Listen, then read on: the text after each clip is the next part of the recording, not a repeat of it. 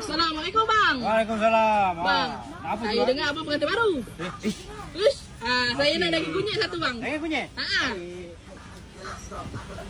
Hari ni pengantin baru kita buatkan untuk kita. Daging kunyit Ya bang. Ni dia. Yo. Siapa rasa satu skop? Tak, bukan. Oh bukan satu skop. Bukan. Nah ni dia.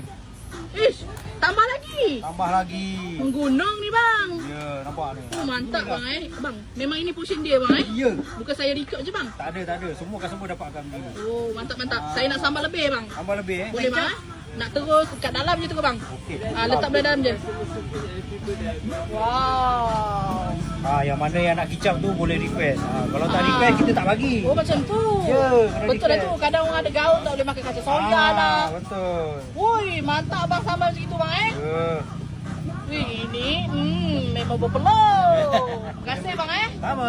Berapa ringgit bang? Porsi macam ni bang? Okey, kalau untuk daging kunyit kita jual 15. RM15 porsi macam ni? Yes. Mantap bang. Dan lagi satu, kalau korang tak nak campur, korang boleh asingkan. Oh, bukan macam gini je. Bukan macam gini, kita boleh asing. Jadi korang boleh sambung malam ke, makan petang ke, balik kerja.